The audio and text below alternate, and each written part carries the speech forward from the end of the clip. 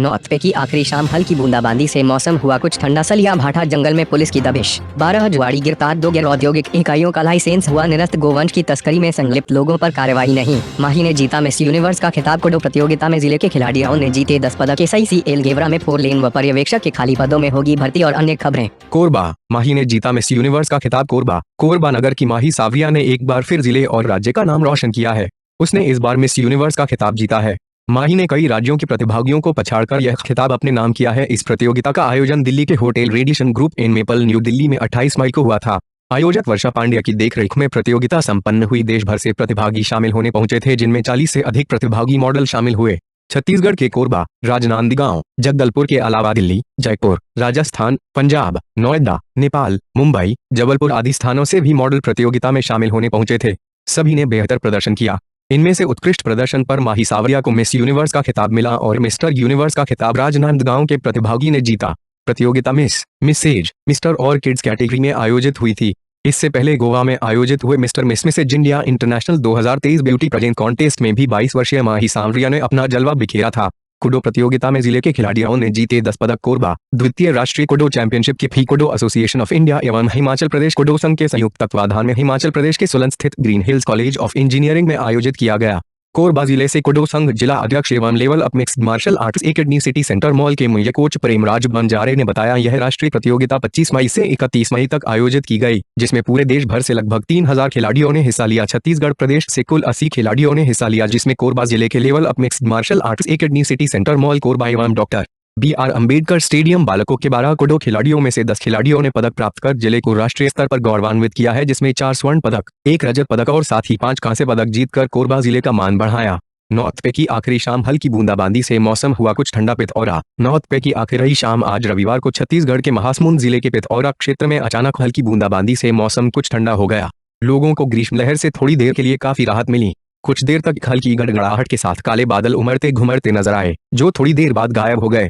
जिस तरह से काले बादल छाए हुए थे, उससे उम्मीद की जा रही थी कि इलाके में मानसून पूर्व की अच्छी बारिश होगी, लेकिन तहसील मुयाले, पिथौरा सहित ग्राम नयापारा, खुर्द और आसपास के कुछ स्थानों पर सिर्फ रुक रुक कर हल्की बूंदाबांदी हुई। हालांकि इसके फलस्वरूप ठंडी हवाओं ने ग्रीष्म लहर की तपिश को थोड़ी देर के लिए कुछ कम कर दिया।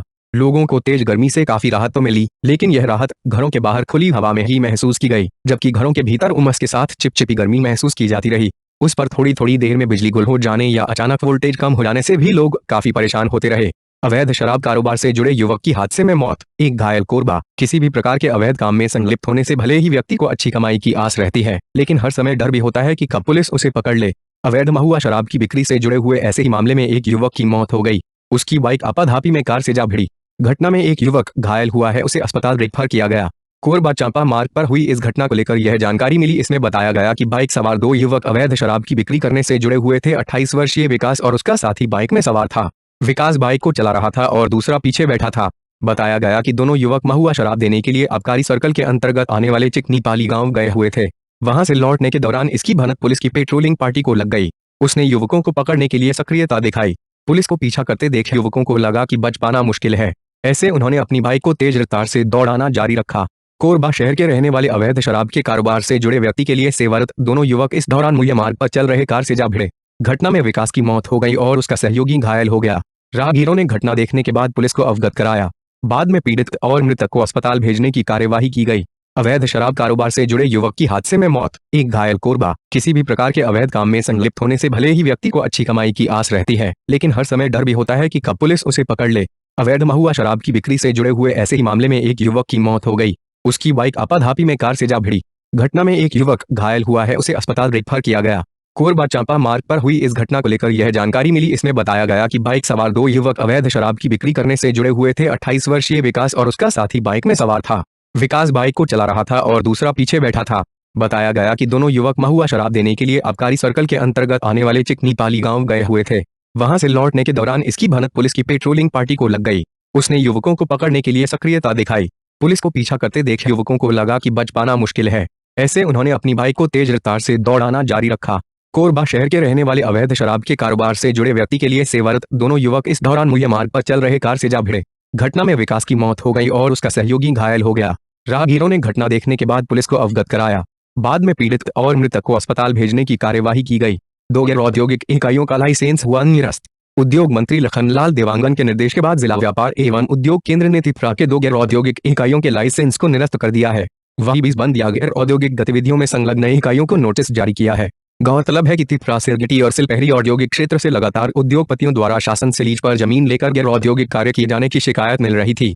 इस शिकायत को गंभीरता से लेते हुए उद्योग मंत्री लखनलाल देवांगन ने उद्योग विभाग को सर्वे कराकर कार्रवाई के निर्देश दिए थे। जिला व्यापार और उद्योग केंद्र बिलासपुर के प्रबंधक श्री ए मेलकुश्री ने अधीनस्थ अधिकारियों के माध्यम से सिरगिटी और सिलपहरी के औद्योगिक क्षेत्र का सर्वे कराया। सर्वे के मुताबिक तिथरा में 135, सिरगिटी के 4 सेक्टर में 433 समेत कुल 568 उद्योगपतियों को उद्योग संचालित करने जमीन दी गई है। मंत्री के निर्देश पर जब विभाग ने सर्वे कराया तो कई इकाइयां या तो बंद मिली या फिर गैर औद्योगिक कार्य होना पाया गया। जिला उद्योग विभाग ने तिथरा के पूजा इंडस्ट्रीज समेत 2 उद्योगों की लाइसेंस को निरस्त किया है। वहीं 20 इकाइयों को चेतावनी दी गई है कि वे औद्योगिक इकाइयां शुरू करें, अन्यथा उनका लाइसेंस निरस्त कर दिया जाएगा। गोवंश की तस्करी में संलिप्त लोगों पर कार्रवाई नहीं। कोरबा गोवंश के संरक्षण एवं संवर्धन के लिए राज्य की सरकार के द्वारा जहां तमाम तरह की योजनाओं पर कार्य हो रहा है, वहीं गौ तस्करी में कुछ लोग दबंगई कर रहे हैं। इस उबालने वाली गर्मी में 45 डिग्री तापमान में जब डामर और सीमेंट कंक्रीट वाली सड़क किसी तपती भी से कम नहीं, तब गौवंश की तस्करी में संलिप्त पार्षद और उसके पिता की गिरफ्तारी व कार्यवाही के लिए पुलिस प्रशासन का ध्यान आकर्षण कराने कर नापते हुए दंडवत यात्रा करनी पड़ी है। गौवंश की रक्षा के लिए गौ सेवकों ने सड़क पर दंडवत यात्रा कर लेटते हुए आगे बढ़कर कटघोरा से कोरबा के बीच की दूरी तय करने का संकल्प लिया। गौ तस्करी में सम्मिलित नगर पंचायत के पार्षद व उसके पिता के विरुद्ध कठोर कार्रवाई की मांग हो रही है। गौ रक्षक उमेश बिसेन व मेघा चौहान का आरोप है कि कटघोरा क्षेत्र में दुकालू केवट व उसके पुत्र संतोष केवट एवं अन्य साथियों के द्वारा गौ तस्करी का कार्य बड़े पैमाने पर किया जा रहा है। मौके पर गौ रक्षकों ने रोका तो दबंगई दिखाकर इधर से उधर भाग गए, जिसकी रिपोर्ट कटघोरा थाना में किया गया।